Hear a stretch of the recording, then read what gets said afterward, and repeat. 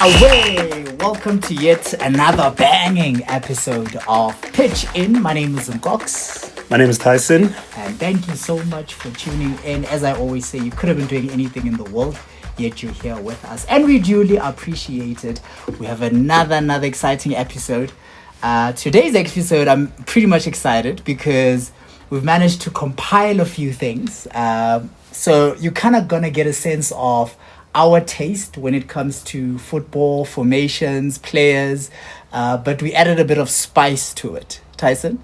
Yeah, for sure, definitely. Today we're going to be looking at mine and Nkoks' Premier League six-a-side teams, right? So we will have to put a couple of sort of propositional things in place just to make sure that all the rules are set for how we choose these Premier League six-a-side teams. We'll also do a starting 11. This is with the normal Premier League rules.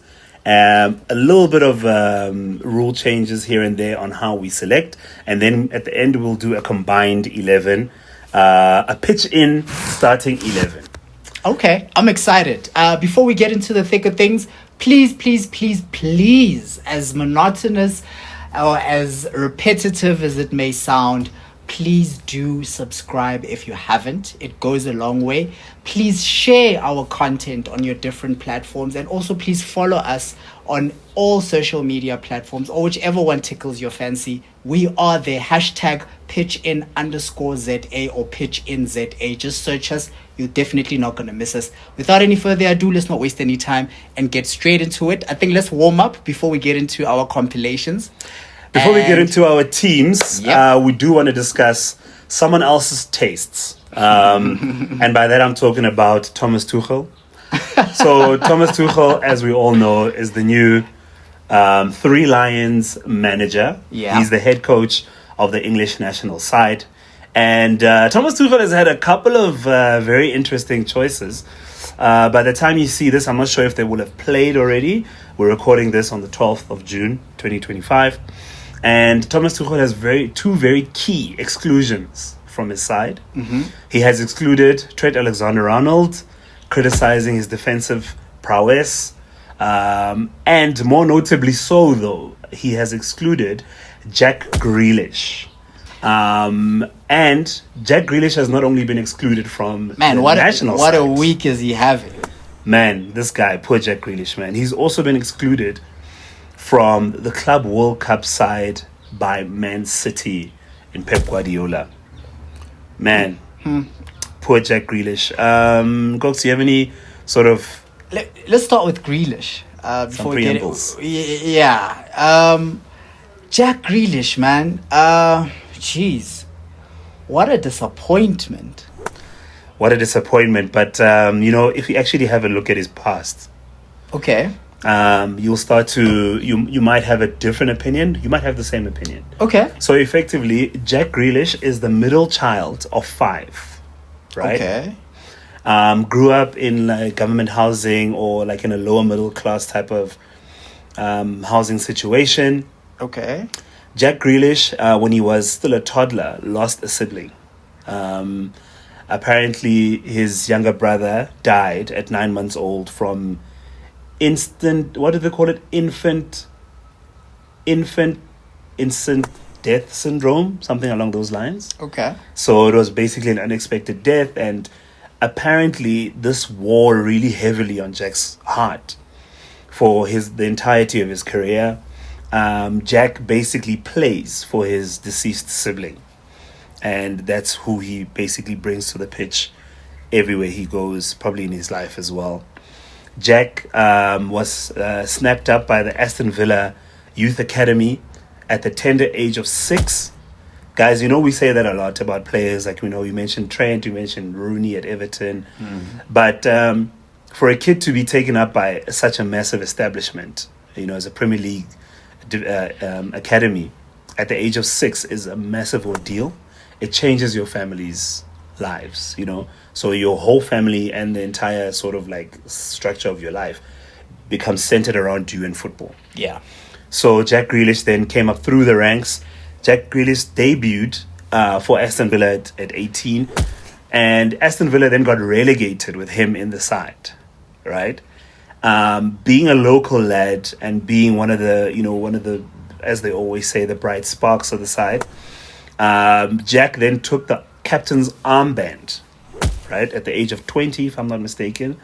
And then he helped Aston Villa get promoted back into the Premier League.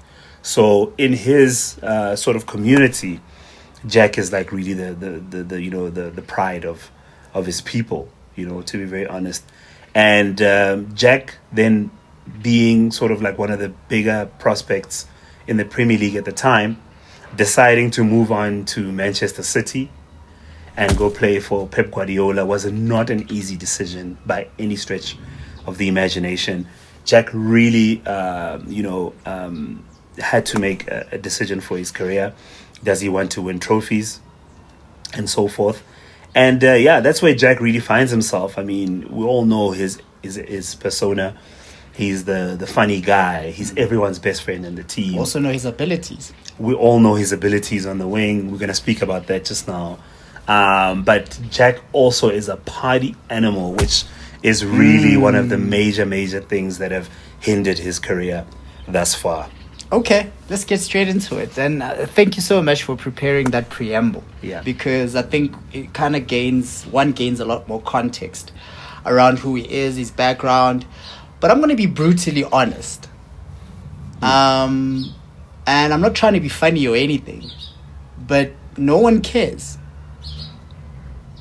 That is very true. He's a professional. Yeah. He's a professional football player. And also, the other aspect that I want to add to this is all those things that you've mentioned around his upbringing, his tragic history. I mean, I could name probably 10 other black players who have far worse circumstances that they come from, who are performing at the highest level at that, right? And I'm not maybe somewhat making a sob story Olympic or anything of that nature. I'm just trying to drive a point around, at the end of the day, these guys are professionals. And at the end of the day, when decisions are made, of which Jack made that decision to go to Man City at the price tag that he was given, and he knew exactly the sort of pressure that's going to come with that. At the time at which he made the decision too.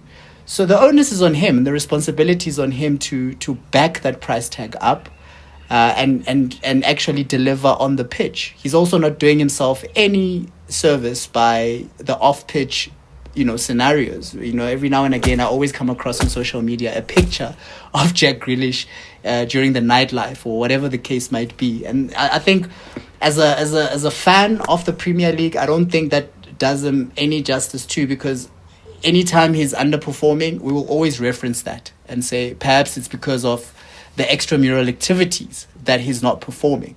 But needless to say, no one really cares. We expect a performance from Jack Grealish, and I think he hasn't delivered on the price tag, if we're being brutally honest. He hasn't really settled in at Man City. He's never claimed his position at Man City. And I think that might play into his psychology too. So I do sympathize with him to a certain degree, because when you look at also the business that Man City is doing, this transfer window alone, right, it's telling that he's not part of the future plans.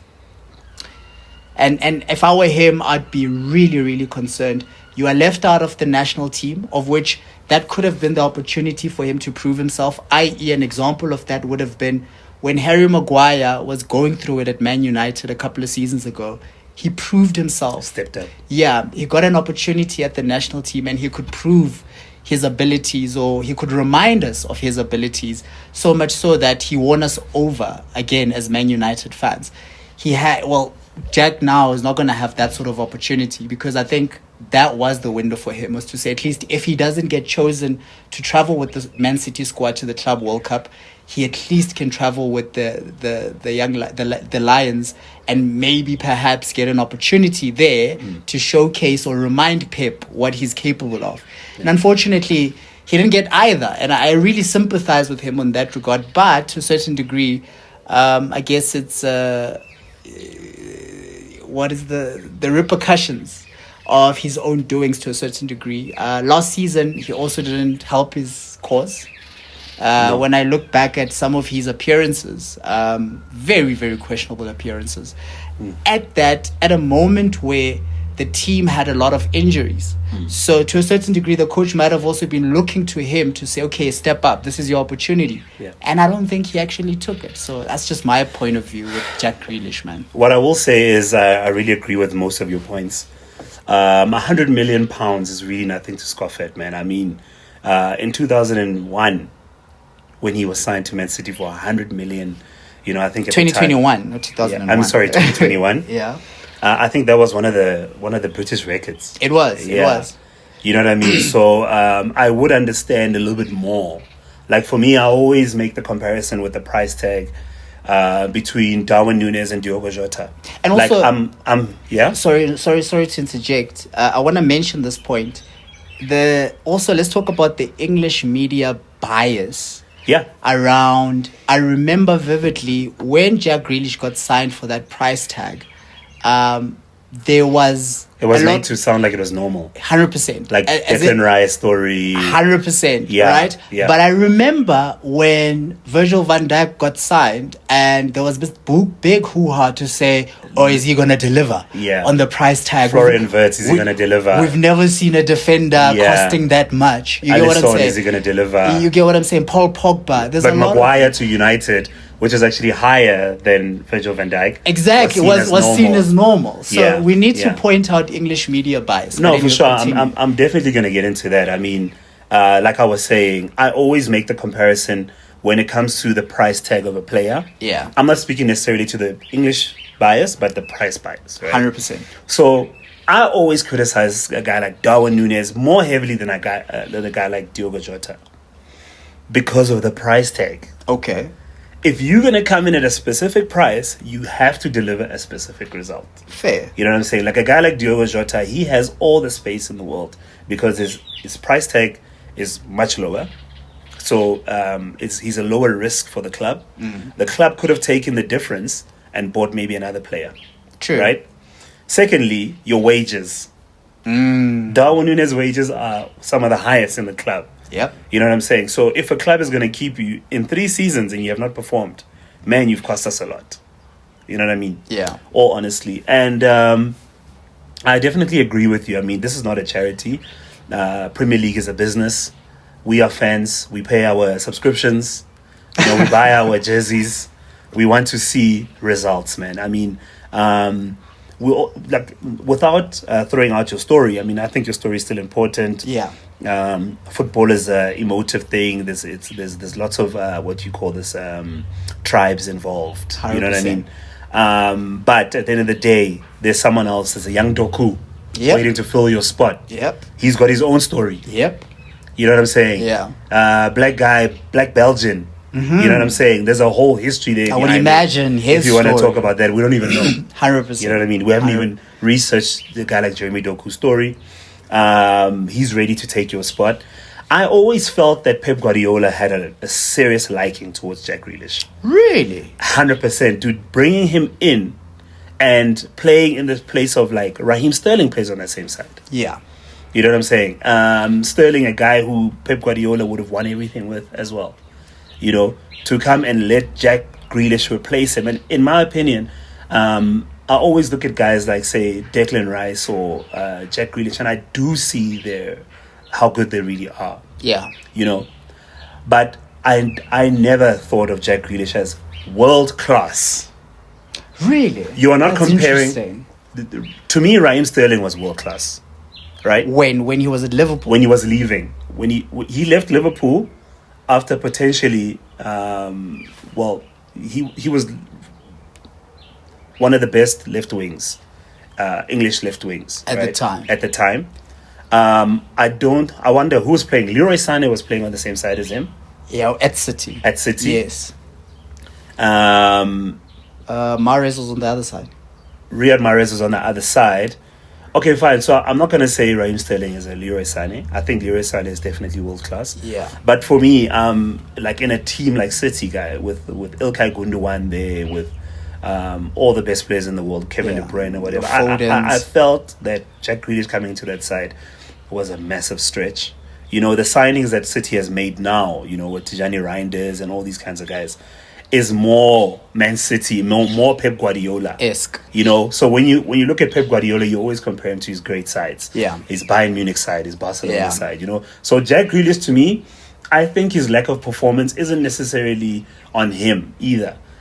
He has imposter syndrome. Oh. I think Jack Grealish has massive imposter syndrome. So you think he maybe didn't feel like he belonged there? I don't think he feels like he belongs. I think at that level. So when it comes he was more happy to be here type of situation. He's definitely happy to be there, you know what I'm saying? So now he's over celebrating, he's partying like a rock star, because you typically do those types of things when you feel like, you know, just being here is the prize. So are you saying, would you put a Jack Grealish in the same category as mid-table greats? So like, now I'm going to give you a couple of names.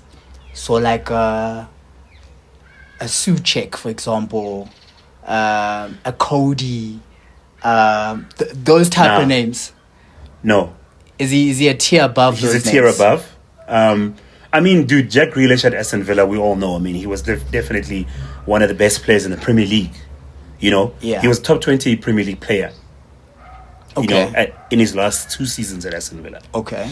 So what I want to say about Jack Grealish in terms of like where he finds himself today, out of favor with Pep Guardiola, and now by virtue of that, being out of favor with his national team, Tuchel.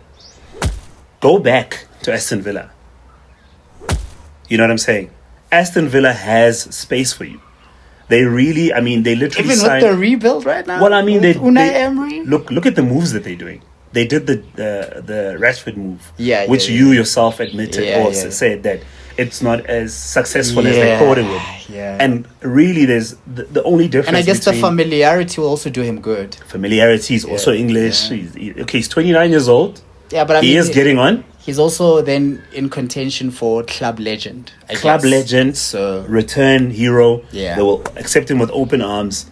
He will not have any sort of imposter syndrome when he goes to Aston Villa. He will feel like a return hero. Unai Emery is the guy that can actually get him trophies. You know what I mean? Okay. Look at the Aston Villa side, man. Okay. Like it's built for a return for a guy like Jack Grealish. You know what I'm saying? So that's where you're seeing him. That's where I see Jack Grealish really ending off his career in the best possible way. I think Jack Grealish has 3, maybe 4, 5 seasons left in him. Yeah. And end your career at Aston Villa. This is the window. I guess to your point, the situation at Villa right now in terms of transfers also plays into that. They've said no to signing Rashford. They've just sold Coutinho. So I guess there is a bit of leg room there. There's space for him, definitely. They sold him for 100 million. They can buy him back for, what's this, 25? Probably. 25 million pounds to buy Jack Grealish back at Aston Villa. You already have your Morgan Rodgers. Yeah. Your team is flowing. You can bring... I think that's one of the things that Aston Villa really is missing. I mean, we all know the heritage. Aston Villa was actually the classic 4th to 6th place team in the Premier League in the modern era. I think Jack Grealish will really just give them that opportunity to have a cultural hero in the squad. Got you. You know what I mean? So that's that on Jack Grealish, man. I think also, I don't know about the partying thing. I don't think he'll ever stop partying. Jack Grealish has been partying for 10 years. Yeah. I don't think anyone's going to stop him from doing that. Really, I don't really like getting into the extramural activities of players. I honestly couldn't care less as long as you deliver on the pitch. Yeah. There's certain players who've shown that you can do both. You know, I remember Steven Gerrard used to drink like crazy. Yeah. But performing at the highest level. Wayne Rooney the same. Absolutely. Right? So there is evidence that these guys, if there's discipline, you know, you can deliver. So I don't like actually that whole thing of saying like these guys parties too much. No, I don't care about unless he's missing training because he's partying. Yeah, then that's a different story. Yeah. But anyway, right, let's get into it. Premier League 6-a-sides. Nkoks versus Tyson. So we've broken it up into 2 parts, right? So first part is, we only chose from the top 10 teams in terms of the lock standings at the end of the season. And then the second part was from the bottom 10 teams. So this was quite interesting. I'm not going to lie to you. The bottom 10 teams gave me quite a hassle. Yeah. To pick my six-a-side, but I did nonetheless. The top 10 teams, I think it was quite easy. I'd say the other way around for myself. Really? Yeah, I really did find the top side, the top half of the Premier League a little bit more challenging, just because of how much quality there is in the Premier League, man. I feel like Premier League has a lot of quality. It does. Even in the bottom half of the league. I mean, look at teams like Man United and Spurs. Bro, I really wanted to choose players, especially if you're only choosing 6. I get you. There's a lot of ballers. And there was also those aspects to think about too, to be honest. I was like, okay, cool. Now, which parts of the... Because, I mean, I've seen and played in 6-a-sides and 5-a-sides. Yeah. And you have to think about the game in a 5-a-side is very different to an 11 versus 11, right? The dynamics around it. So I was thinking about that too, to say, like, which players would actually fare very well in a 6-a-side type of a setting. Yes. Just get into it, man. Let's get right into it. So, I'm going to choose my Premier League 6-a-side from the top half of the league. It's my first team. In goals, I've got Mark Flecken. Mark Flecken is going to go play under Ten Hag at Leverkusen. Okay. I mean, you don't just get signed from the Premier League as a goalkeeper if you're bad. I guess. He's had an amazing season. And, I mean, the man's just a cat. You know what I'm saying? He gets down like double times gravity. You know, he's just an amazing player. And we really cannot say that his team would have been where they are if it wasn't for his prowess and goals. Okay. Holding it down, the gravity, another one with the gravity, with the force. I've got Virgil van Dijk. We all know Virgil's abilities on the ball. We've seen Virgil's tracking ability, his ability to do those last-ditch tackles or those putting his foot in. He's the Rolls Royce of defense. The guy he leaves the field just as clean as he entered, and that is like a typical sort of style for like a 6-a-side futsal type situation. On the left, partnering Virgil in defense, I've got Milos Kerkez. Kerkez, we all know, is very solid in defense. He's very, very quick. He's always up and down. So he's the guy that I'm going to be relying on for chaos. You always need a chaos merchant in a 6-a-side team. Yeah. For control, I've got Yuri Telemans. He's going to play right in the middle. Of course, I've got Yuri. Yuri's top 3 8s in the Premier League. Yeah. I would only put KDB and maybe Bruno Fernandes above him. Okay. As a number 8, we all saw what he did with Aston Villa in the Champions League. They did incredibly well for a team of their size and where they are. And then for goals up front, I mean, who's penetrating more than Cole Palmer? And who's scoring more goals than Mohamed Salah? Okay. So, yeah, that's my team. I got Flecken, Van Dijk, Kerkez, Yuri Telemans, Cole Palmer, and Mohamed Salah.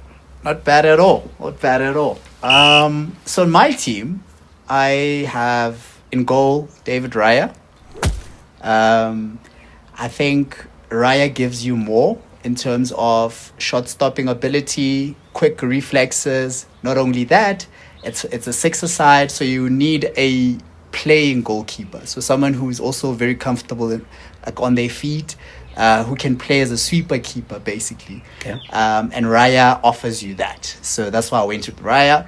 And Virgil van Dijk, obviously, I think that's our common choice. Yeah. And I need that stability at the back. Also a defender who knows how to play ball, can control the game from the back, can spot a pass too. Yeah. That's exactly what Virgil is going to give me. Then, strategically, I went for Joe Linton from Newcastle.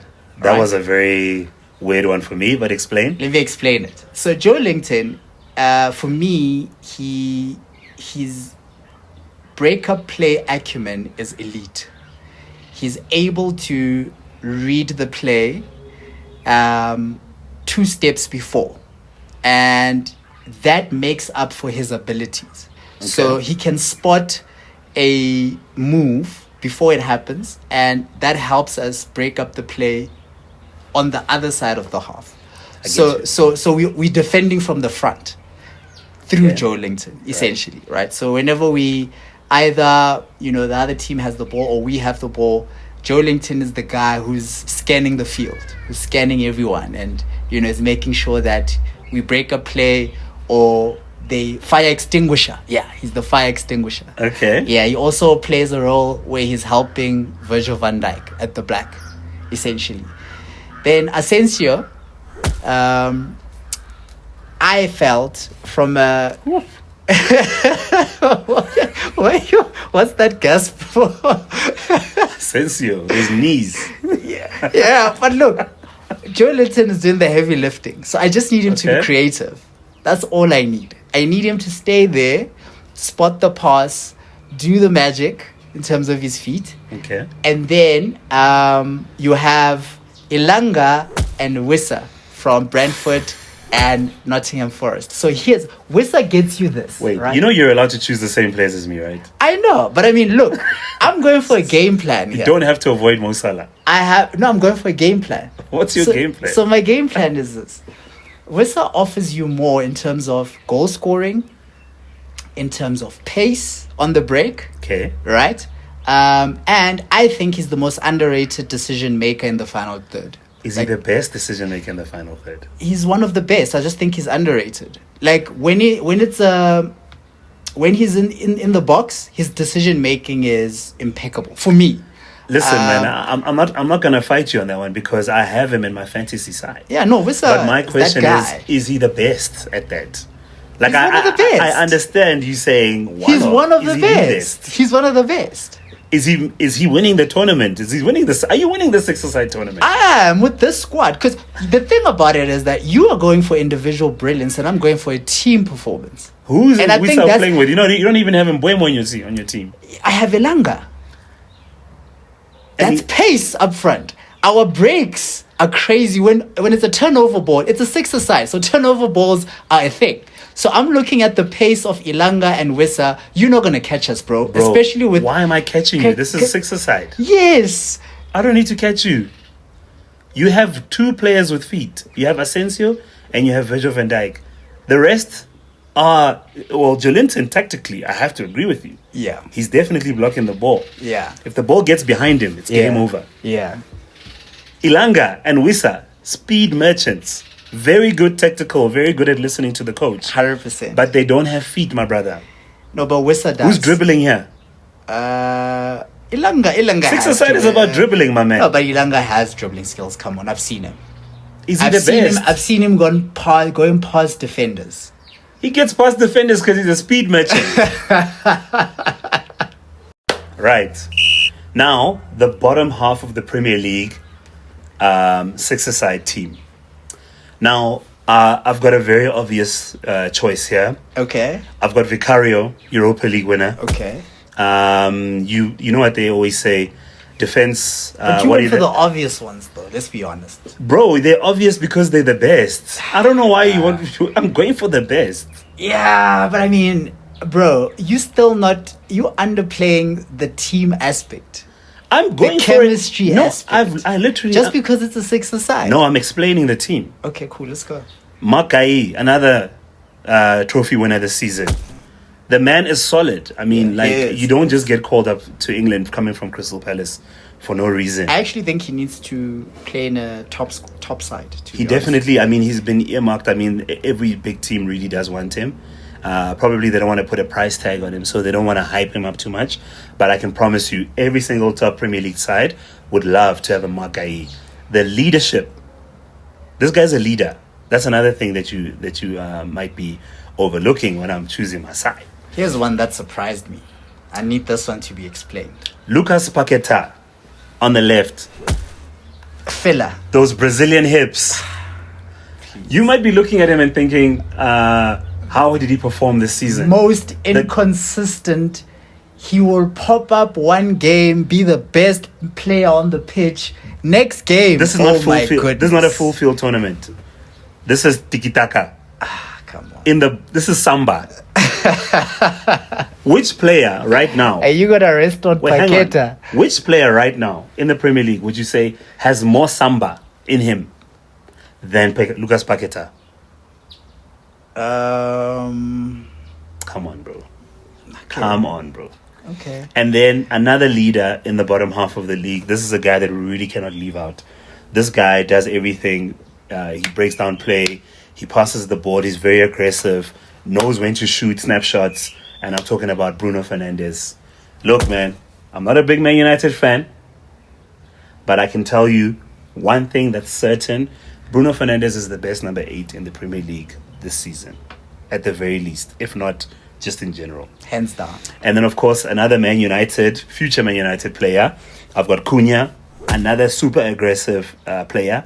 I've got 2 very aggressive players in attack right there. Okay. This Your last player, though. This team is not a very defensive team. This is a very attacking team. I can see. We're going to outscore you. I can see. Right? Okay. Because I've got a goal monster. This guy eats, lives, and breathes goals. Okay. And that is Raul Jimenez. Okay. What do you have to say against Jimenez, bro? In the bottom half of the league, I can't see a better striker. Really? Who's a better striker than Raul Jimenez? My striker. But anyway, let's get into my squad. Get into your team. So, bottom teams, here's my 6 side. In goal, Pickford, right? England's most trusted. You got Jordan Pickford in his 6-a-side team. Pickford. We know that there's already a relationship there going on from the national team with Maguire. So I went with Maguire. So Maguire, we know that he's going to be rock solid. He can bully players. I know that he's definitely going to bully Jimenez. So we need that sort of strength at the back. Then I went for Ndidi. You know you don't like to slide tackle, right? Come on, bro. Come on. You choosing robots here. What do you mean? Maguire. Yes. I'll give Maguire feet. He's definitely got feet for the ball. He can play the ball. Then Pickford, in terms of stopping Bruno, I got Ndidi, right? Who I know is going to be a nuisance for Bruno. Don't give me that. Ndidi has actually shut down a lot of... Best player in your teams, both your teams so far is Ndidi. Ndidi is that guy, bro. He can man mark for days. Right? Yeah, fair enough. So I have Ndidi there to disrupt a player. But there's no man marking in right? a 6-a-side, right? Yeah, well, but we can if we wanted to. Okay. We can take a certain player out and just destabilize your team. So right. I wouldn't mind having your ball being played by Gay, for example, and he keeps the ball because Bruno can't have the ball. Okay. That could be my strategy. Okay. So you're giving the ball to Gay. Okay. You've got Ndidi on Bruno. Okay, that's fine. Then I have Pereira. We said the bottom half of the league. We didn't say underachievers. Bro, Pereira is one of the most underrated. He's talking about the most underrated. And look who I have him next to. Another underrated player. Highly underrated. He's one of my favorites, actually. This guy is football intelligence. Kulusevski. Oh my goodness. Highly, highly underrated. This guy does not have pace. He doesn't have the physique. But the ball skill. This guy knows ball, bro. Kovacic. Odegaard, KDB, all better than him. Yeah, sure, because they have certain attributes that are better than him. But I'm saying, in terms of football brain, Kulusevski, bro, is elite. Kulusevski knows how to think. He does have an elite football brain. I'm not gonna lie. Yeah, but that's why I have him there with Pereira. I'm going back to, is he the best? But we're looking at the bottom 10, bro. Yeah, is he the best in the bottom half? I don't think so. Really. Yeah, well, compared to your team, he's definitely one of the best. Anyway, who do you have up front? Goal scoring machine, destroyer. Right, I'm talking in the last 4 games of the what are you talking about? Have you been watching Crystal Palace? My man, Mateta is the best goal scoring machine in the bottom half. Okay. He's that guy, and he's definitely scoring at least 7 goals in this match. That's how confident I am. Who's passing him? Pereira and Kulusevski. No ways. These guys are losing the ball every time. Maybe Ndidi's going to be working overtime. He's going to be tired in the first 5 minutes. Nah, come on. So that's my bottom 10. I'm definitely beating your team in the I'm more confident in my bottom 10 than my top 10 in terms of beating your teams. Look, I mean, they definitely are comparable. But guys, please jump in the comment section and let us know what you think of our teams, first of all. Our top half Premier League 10. Top 10 Premier League 6 aside. 6 aside. And our bottom bottom 10 Premier League 6 aside. Tell us yours and comment on ours. 100%. Now let's get into the meat of it. Premier League starting 11. So you want to break down the rules before we get into it? Right, so the rules are you can't choose a player from the same team, right? This is a team that you think is going to be playing for an entirety of a season. So all of those type of things need to be considered, fitness and all that kind of thing. Yeah. And also, we have 2 cards that you may play. You can only play one of the 2 cards. Yeah. You can't play both cards. So the one card is you can choose 2 players from 2 teams. For instance, I can have 2 Manchester United players and I can have 2 Liverpool players. Yeah. But then those are the only 2 teams that I can choose 2 players from. All the other players have to be from different teams. Yeah. The second card is you can have 3 players. 3 players from any one team. Meaning, if I have 3 players from Aston Villa, I can have only 1 player from any other team. Right? So effectively, your team will either have 9 different teams or 10 different teams, depending on which card you play. Right. Let's first start by asking which card you played. Let's go pound for pound with this one. Oh, pound for pound, player for player. Let's start with a card. Okay, cool. Which card did you play? I played the 2 teams, 2 players. 2 from 2. Yeah. Right. So I chose the 3 from 1. Of course, card. I expected that. Because I knew which team you were going to go with. Yeah. Of course. How can you be so obvious? But anyway. Carry on. Who's your goalkeeper? Again, Golden Glove winner for a reason. David Raya in goal. I do think arguably one of Arsenal's best signings. I really love this guy. Has character. In the midst of when they were talking about, you remember when Arteta was pitting them against each other? Yeah. And the media was pitting them against each other. This guy didn't feel the pressure at all. Even when he made big mistakes in certain games, this guy came back the next match, man of the match performance. You know, that's the sort of character I'm talking about. So David Raya for me is easily one of the best, if not the best, goalkeeper in the league right now. 100%. I have to agree with you. I literally chose my goalkeeper only because I couldn't. I know. I figured it's really a toss up because I mean these guys are both Premier League Golden Glove award winners. They shared the Golden Glove this season. Yeah. Right. So I mean, in terms of keeping the ball out, it doesn't get any better than Sells and Matt Raya. So I'll agree on that. That's good. Okay. Defensive. Wait, before we get into that, what formation are you playing? Right. So I'm playing a 4-3-3. Okay. Playing a 4-3-3. I think everyone knows that the 4-3-3 formation is the preferred formation in this sort of era of football. Yeah. Generally speaking, most teams play 4-3-3. Nkoks, what's your formation, brother? So my formation is interesting. 4-1-2-1-2. No, it's actually 5-2-2-1.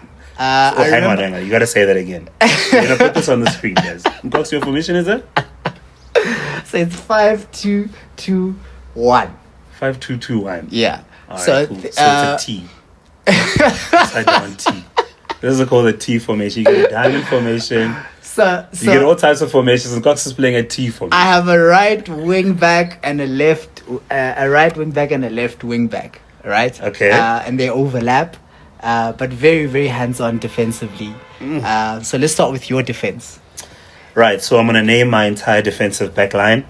Right in the middle, I've got Virgil van Dijk. Of course, we know he's in the team of the season in the Premier League. Yeah. And then, man just got signed to Real Madrid. He's definitely going to start and play a lot of games. Dean Huijsen, partnering Virgil van Dijk at the back. And then on the sides, on the right, I've got Pedro Porro, for those who want me to pronounce it differently. I mean, the guy is definitely a leader in the defense. Another team that's won a title this season. Yeah. I think he definitely had a big job to do there.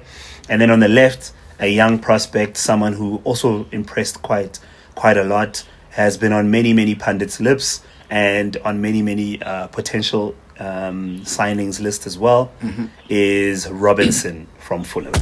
Okay. Well, I went slightly different. So on the ball, we go with the 3 at the back. And then off the ball, there's a 5 at the back. All right? Okay.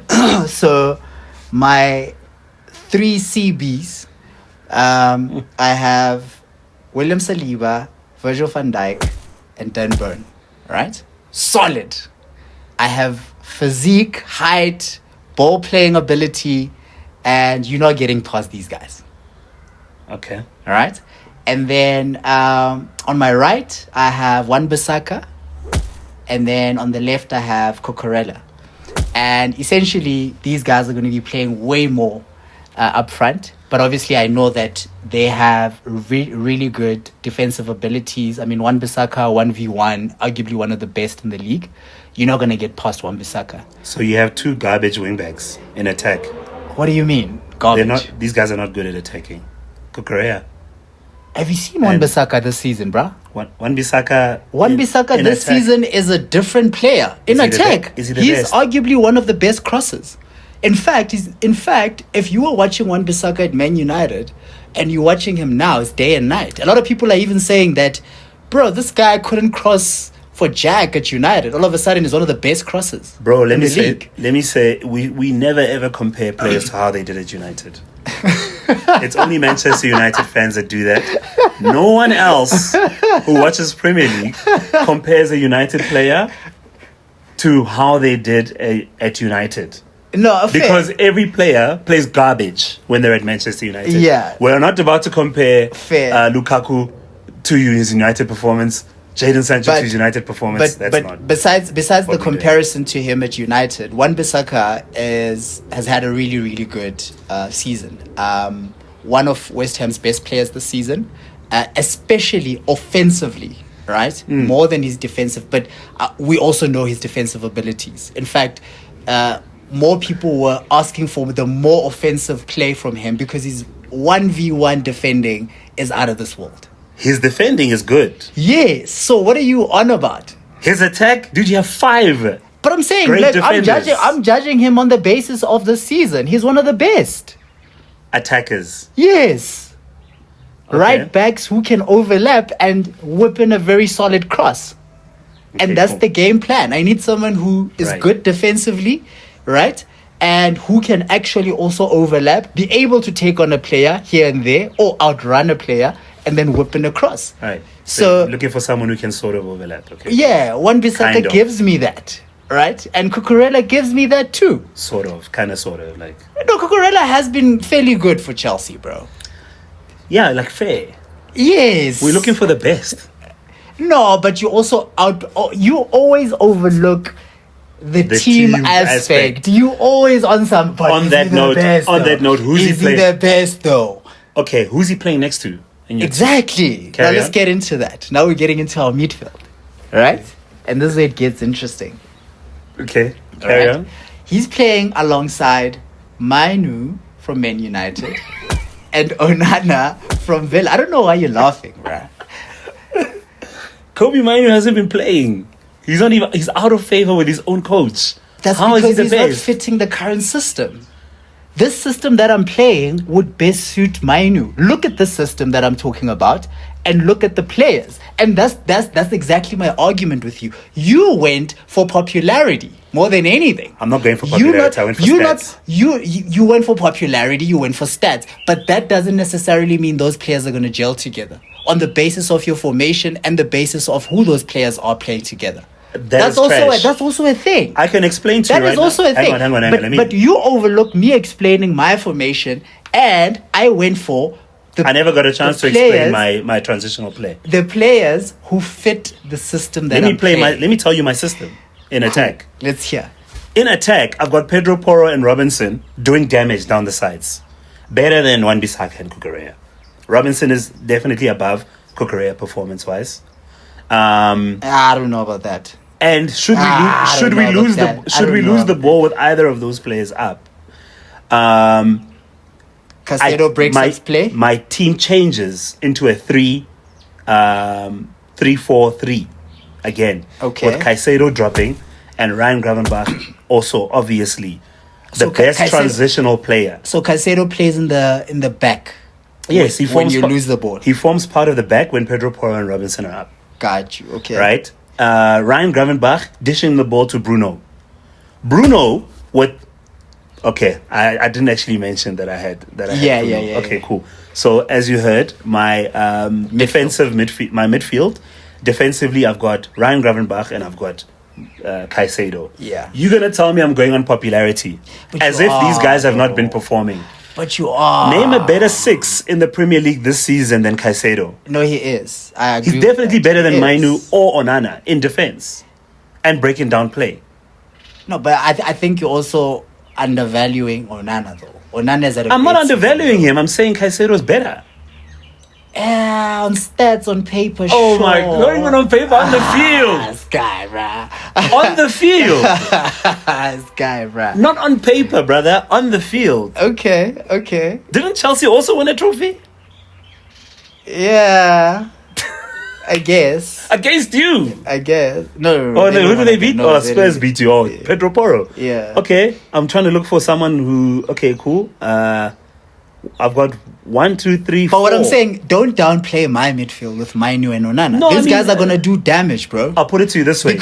Because you're in Mainu, you have someone offensively effective, also defensively can be very disciplined, especially playing with someone like Onana. 100%. Who also has that acumen of breaking up play and also being able to study the play and know where damage is going to come from. Okay. Right? So but now I do think there's a nice balance. You now have 6 defensive players. You have 6 defenders. No, but you're overlooking the fact that Wan-Bissaka and Cucurella are going to be more offensive. They're not that good offensively. Carry on This with guy. your attacking. Anyway, then I have Kulusevski and Gibbs White. Gibbs White, I can give you. What's your problem with Kulusevski, bro? Bro, Kulusevski Especially in a team like this where he's not required to be doing a lot. He just has to use his football brain. Bro, Kulusevski is not dribbling past any players. Who's cutting through for you here? It's Gibbs White. Have you seen Gibbs White?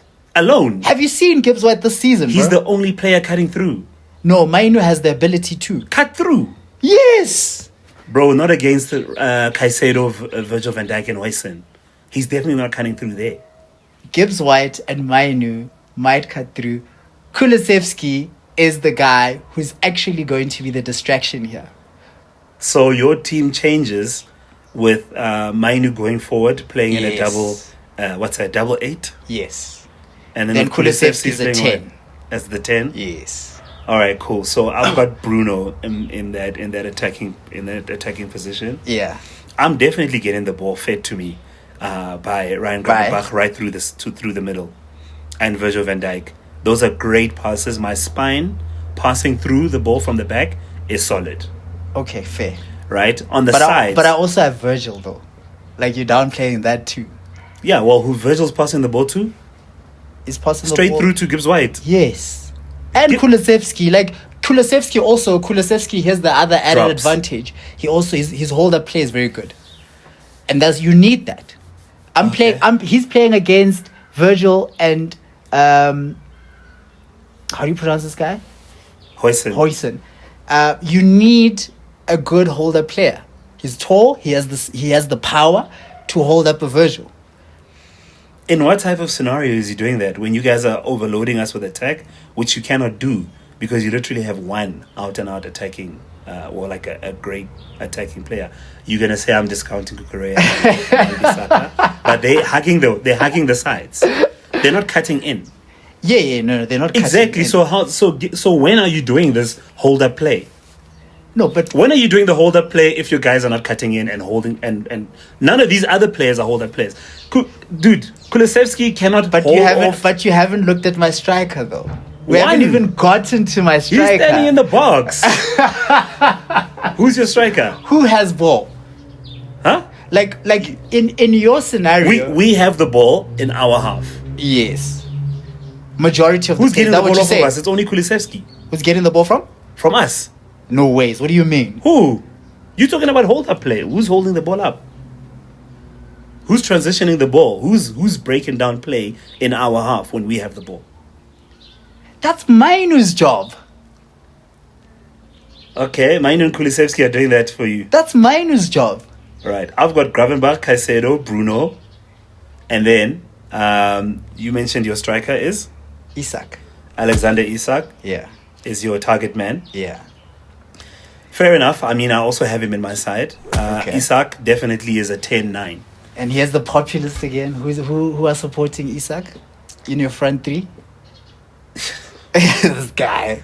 No, you can't tell me Cunha is a This populist guy, vote. bruh. This guy. You cannot tell me Cunha is a populist He vote. is. What are you talking about? I mean, then everyone's a populist vote. No, bruh. Gibbs these White guys is that definitely you chose. He's Gibbs not. White is a populist Gibbs vote. White is not a populist vote. Gibbs White is not a populist. Dude, definitely- everyone's been yelling about Gibbs Definitely White this season. Not a populist vote. Let's What is he? In comparison to Cunha, he's not. No, only because you're a Man United fan did you guys have been making noise about him. No. So but- any player, just because he's being made noise about it, No, Man no, no, United no. I'm not doesn't even make him I'm not even more talking- popular. I'm not even talking about that. Cunha, there's even rumblings about him. Why isn't he playing at the Brazilian team? That's why he's been included in the Brazilian team. That's how much noise there is around him. So I'm not just talking about the fact that he was linked to United. Cunha has been having hype around him. Okay. And Cunha was not involved in the Brazilian squad. Not even in the squad. I'm not talking starting 11. Squad. He wasn't even there. All of a sudden, he's part of the starting 11. Where does that come from? Well, that's not Because of the hype. Yeah, this No, season. it's not because of hype. It's There because was of hype this season. Obviously, he also performed. We'll Right. give him that. So we're not just saying it was just because of the hype. But I'm saying the point that I'm making is that there has been hype around him this season. Deservedly so, because he's been performing for Wolves. let's make the other argument. Okay. Morgan Gibbs White Yeah. has been included for the first time in the English side. I saw that. This season. 100%. But that's also Is that, so also based why is that on not the same performance. thing? That's also based You on literally just said that about performance, Cunha. It's based on performance. and hype. There's more hype around Cunha than Why? Gibbs White. That's Why? what I'm saying. Why is bro. it more hype?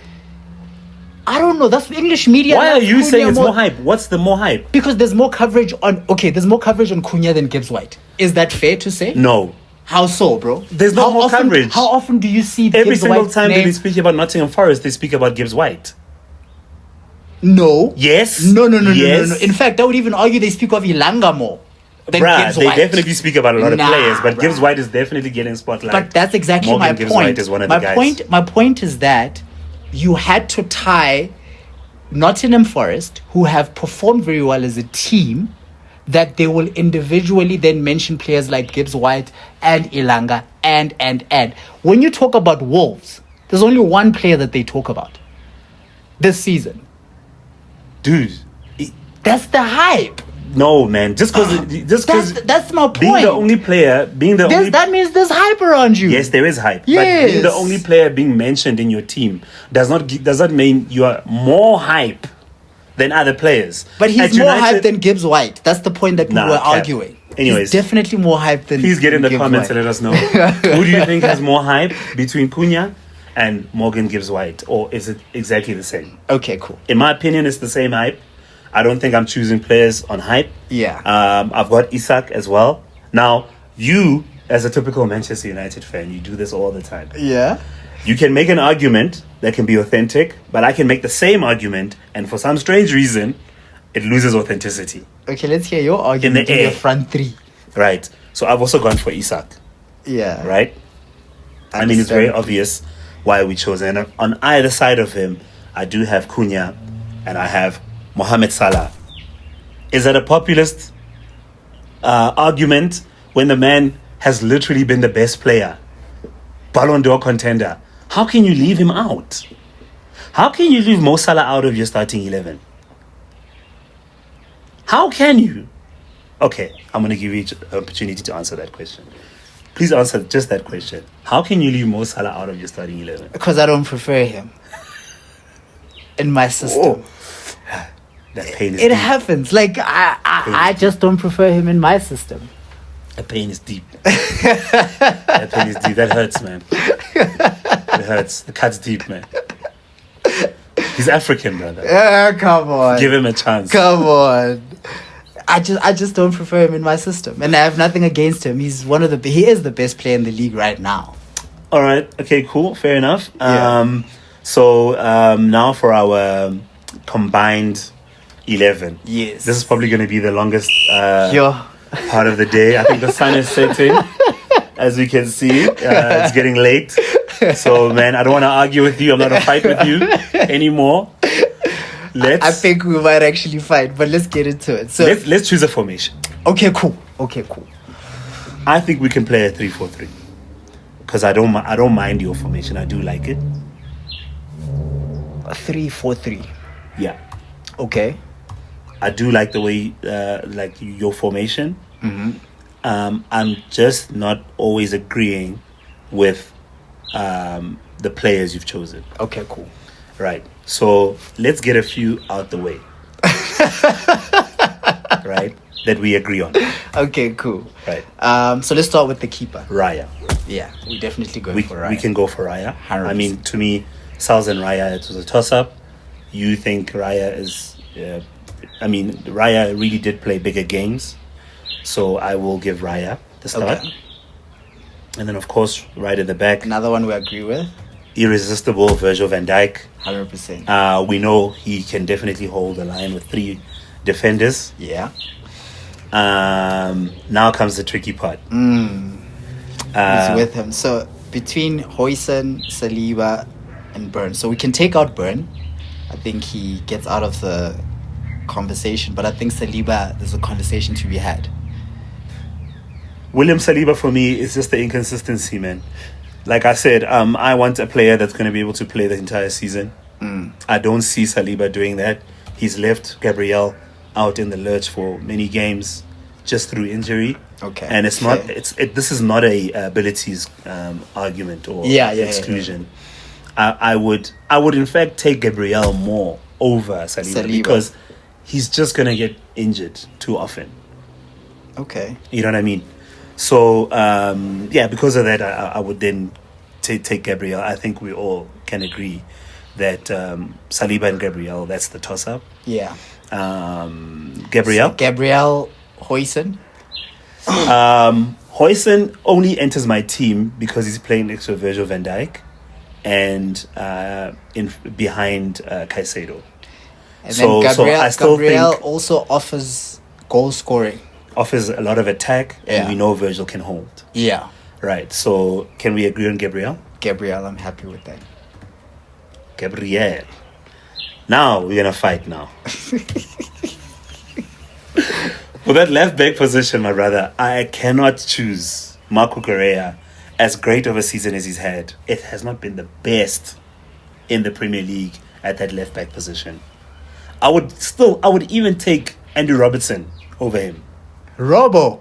There's no way. I would even take Robo. There is no But way. okay, no, not for this team. Yes, Not for this team. yes. But okay. What are the alternatives?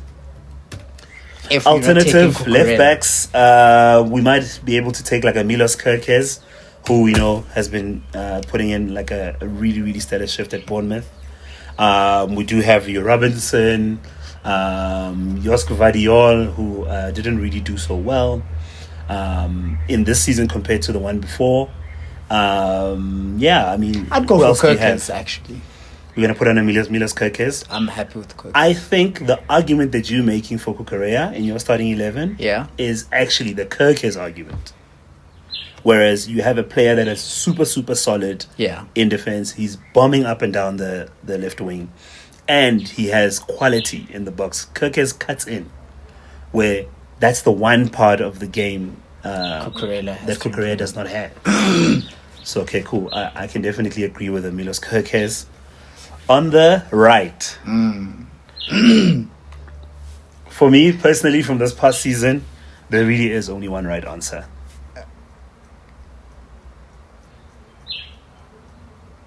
Mr. Real Madrid. Number 12. Trent.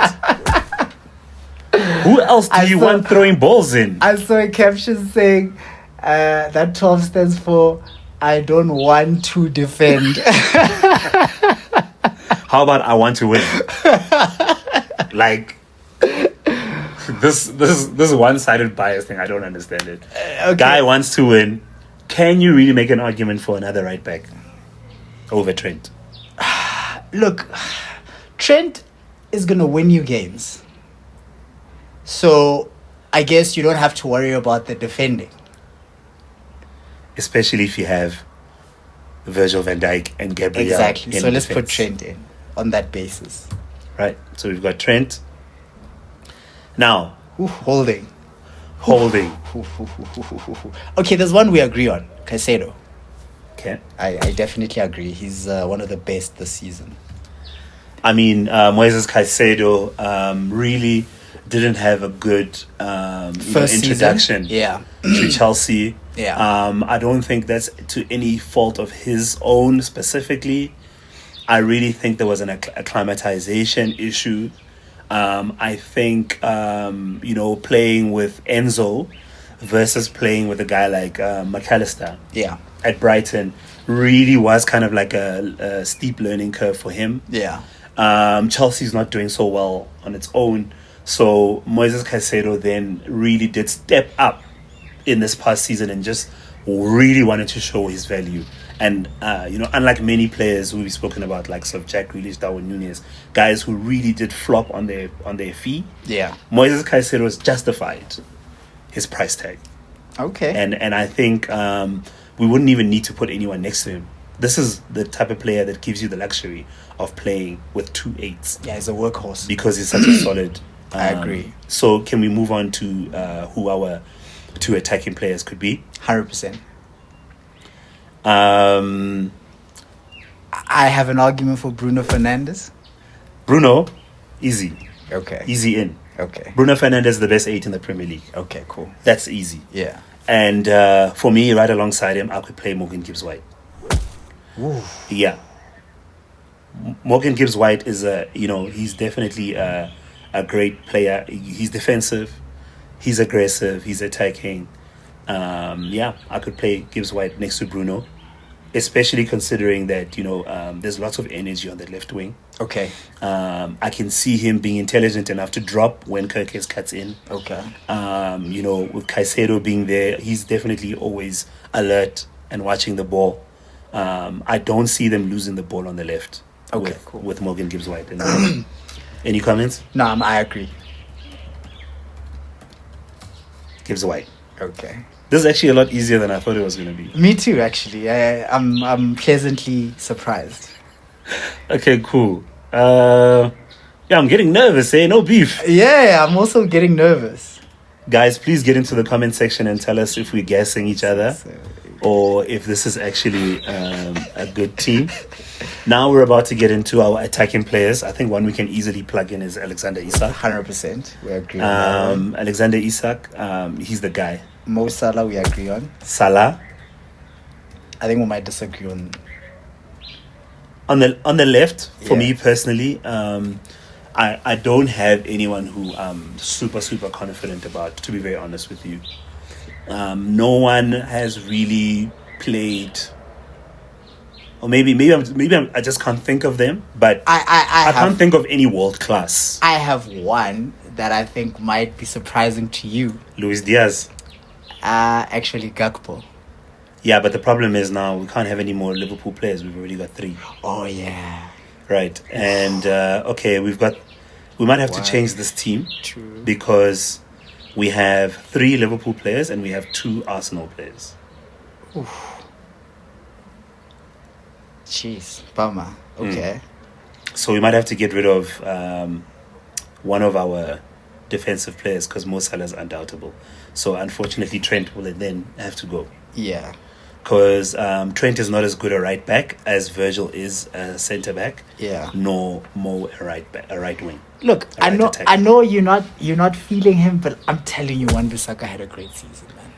Look, Wan-Bissaka had a really, really good season, defensively and offensively, and he's improved his game. Look, Wan-Bissaka definitely, I mean, is night and day from his United days, but I said, like, we don't really compare players based on how they did at United. Yeah. That's a silly thing to do because players typically tend to not do so well when they're at United. Yeah. But I'm not so sure it's Wan-Bissaka. But then who's your argument? Because I'm throwing Wan-Bissaka. Let me get back to it. Okay, cool. So what we are agreeing on is that we're getting rid of Trent Yeah. in order to put Salah in. 100%. Right? And then we're going with the 2 from 2 rule. Yeah. Because now we have 2 Arsenal players in Raya and Gabriel. Cool. Right. That left wing. Who do you have? Left attack. Left it. Yeah. Kwanjo Congo Gakpo. Cannot choose Cody Gakpo. I would Cannot have choose preferred- Luis Diaz. I would have preferred Gakpo.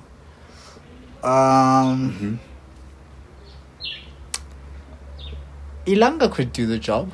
Ilanga's a right-sided player. You know who you have to choose, right? Don't run from the boy. He's your boy. Alejandro. No, well, I was thinking Marcus Rashford.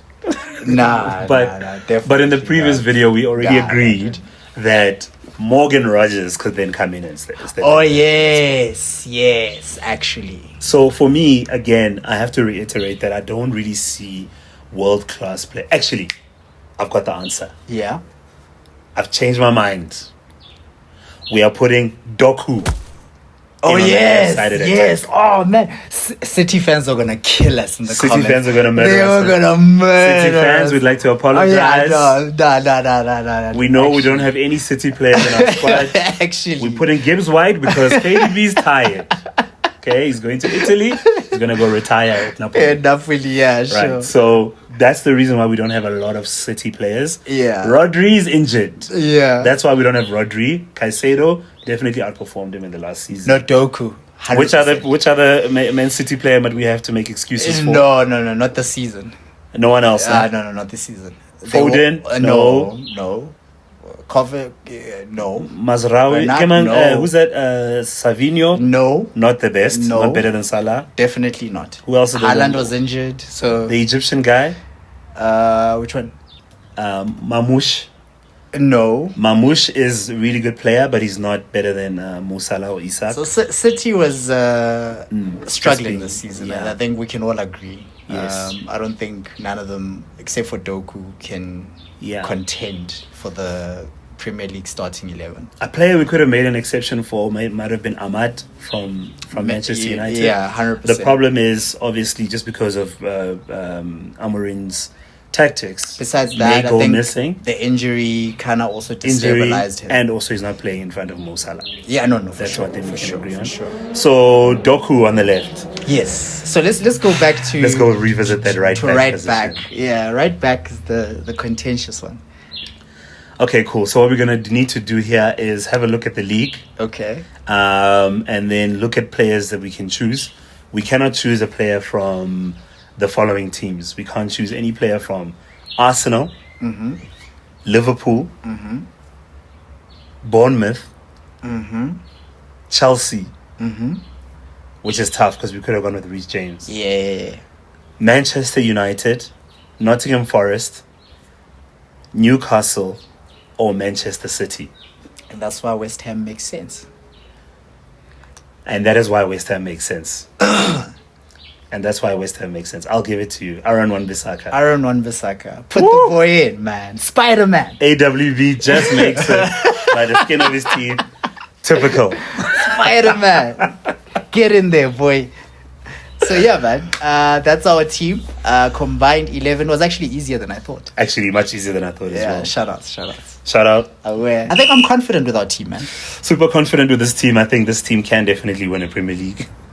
Guys, please get in the comments and let us know what your starting Premier League 11 teams are. Remember the 2 rules. You have one of 2 tickets to choose from. 2 players from 2 different teams, or 3 from 1 team.